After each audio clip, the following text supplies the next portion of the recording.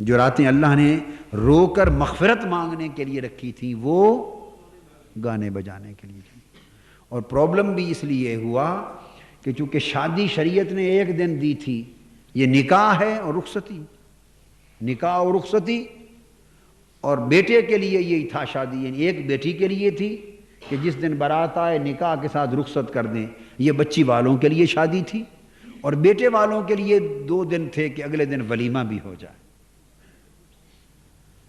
اور ہم نے شادی کو اپنے لیے عذاب بنا لیا ہے، 100 لعنتوں کے توق گلے میں ڈال لیے۔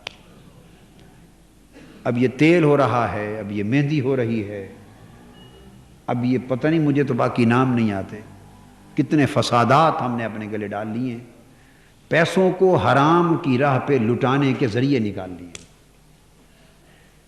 پہلے چند لاکھ روپیہ تیل پر خرچ کرتے، تیل پر خرچ کرنے کا مطلب یہ ہم جلا رہے ہیں۔ تیل دیوں کے لیے ہوتا تھا، دیے جلتے تھے، تیل جلتا تھا، ہم اب تیل کی جگہ پیسے جلاتے ہیں۔ اور جو خرچ ایک تیل پر کرتے ہیں وہ خرچ اگر تیل چھوڑ دیں، اگر ہم سارے کے سارے عزم کر لیں جتنے بیٹھے ہیں کہ تیل پر لعنت بھیج دیں، اور جو پیسے آپ ہر بیٹے بیٹی کی شادی کے لیے تیل کے خرچ کے لیے رکھے ہوئے ہیں، اس سے غریبوں کی 4 شادیاں ہو جائیں گی، 4 غریب بیٹیوں کی شادیاں ہو جائیں گی۔ کیا میں آپ سے یہ حق رکھتا ہوں کہ آپ سے یہ وعدہ لے لوں کہ ایک تیل چھوڑ دیں؟ تیل اور جی کیا حق رکھتا ہوں؟ نہیں، حق تب رکھتا ہوں کہ کہوں تو پھر مرتے دم تک اس کی خلاف ورزی نہ ہو، حق تب ہے۔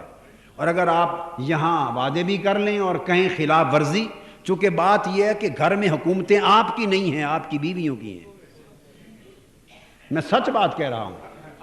آپ کو تو صرف گھروں میں روٹی ملتی ہے، آپ کما کے دیتے اور روٹی کھاتے ہیں، فیصلے پالیسیاں کہتے ہیں جی کیا کریں، عورتیں نہیں مانتی۔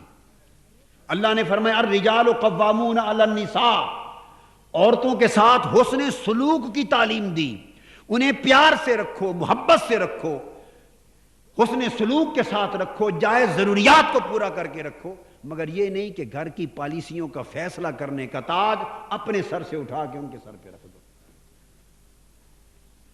آپ کہیں گے جی ہم تو آمادہ ہیں، کیا کریں، گھر والے نہیں مانتے۔ اور جو کام آپ نے نہ کرنا ہو، فیصلہ ہو، وہاں الٹ ہو جاتا ہے، وہاں گھر والے الٹ لٹک جائیں، آپ کو نہیں منا سکتے۔ ایک شیطان غصہ آیا ہے ہمارے اندر، ہماری طبیعت راغب ہو گئی ہے پیسے کو نیک راہوں پر خرچ کرنے کی بجائے عیاشی پر خرچ کرنا، ڈیمونسٹریشن پر خرچ کرنا، شور شرابے پر خرچ کرنا، اور پھر تیل مہندیوں کے بہانے ناچ گانا داخل ہو رہا ہے، لڑکے لڑکیاں ناچ رہے ہیں، گانے والے پروفیشنل آ رہے ہیں، ایک عجیب تباہی اور بربادی کا سیلاب شادیوں کے نام پر ہم اپنے اندر داخل کر رہے ہیں، پردے اٹھا رہے ہیں، فحاشی عریانی پھیل رہی ہے، بچیاں زرق برق لباس کے ساتھ کھلم کھلا تقریبات میں گھوم پھر رہی ہیں۔ وہ کچھ ہو رہا ہے جو میری زبان کہنے کو مجھے زیب نہیں دیتی، میں دیکھ نہیں سکتا، کہہ نہیں سکتا، سن نہیں سکتا۔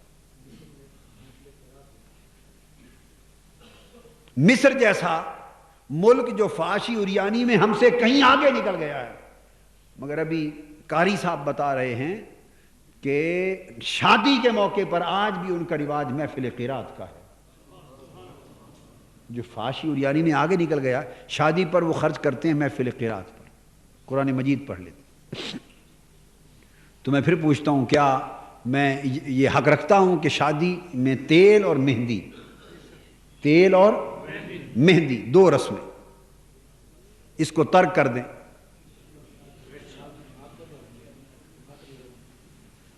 جس کی کہے ناک نہیں رہتی، پھر وہ یا ایک طرف ناک رکھے، یا برادری میں ناک رکھ لے، یا اللہ رسول کے ہاں ناک رکھ لے، 2 جگہ تو نہیں رہ سکتی۔ پھر یہ 2 جگہ تو اگر ادھر رکھنی ہے تو ادھر کٹوا رہے ہیں ہم، اگر وہاں ناک رکھنی اللہ رسول کی بارگاہ میں تو پھر ادھر کٹوا لیں۔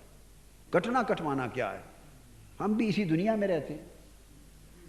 کتنے گھرانے ہیں جو نہیں کرتے تیل مہندی، تو مر گئے ہیں، وہ ان کے رشتے نہیں ہو رہے، کیا ہو رہا ہے ان کا، وہ معاشرے میں نیچ ہو گئے، ہو کیا گیا ان کے ساتھ۔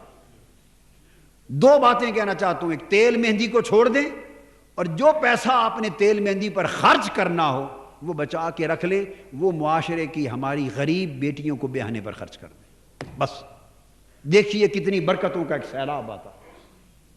میں پھر پوچھتا ہوں، کیا حق رکھتا ہوں کہ آپ سے وعدہ لوں؟ جو کریں گے پھر پکے رہیں گے۔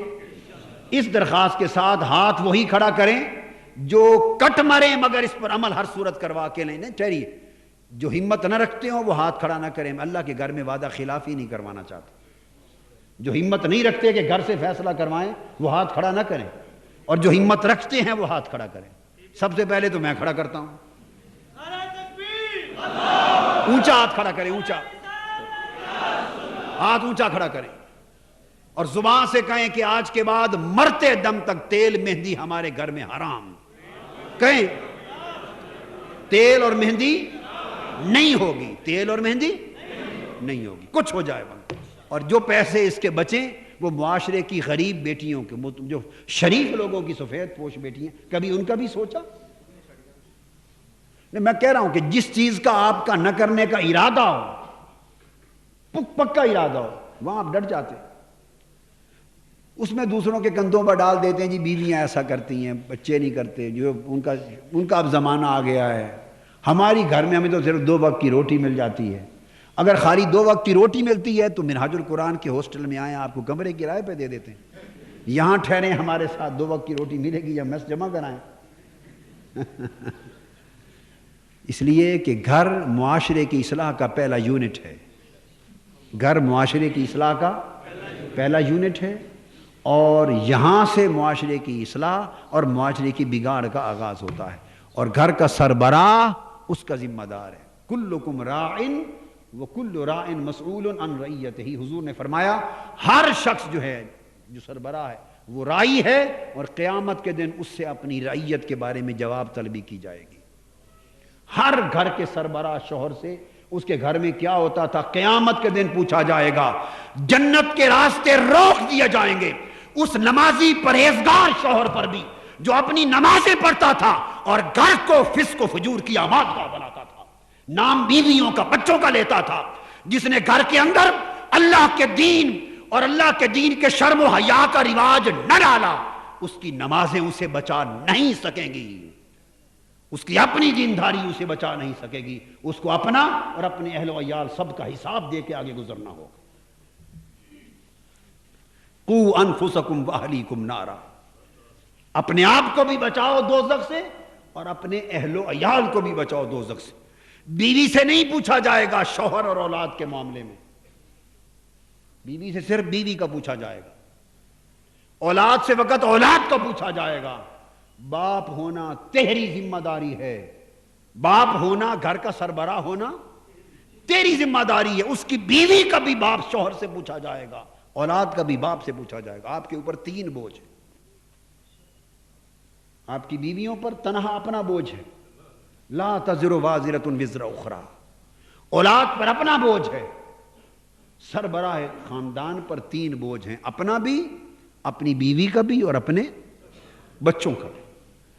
آفیشیل یوٹیوب چینل کو سبسکرائب کریں اور بیل آئیکن کلک کریں۔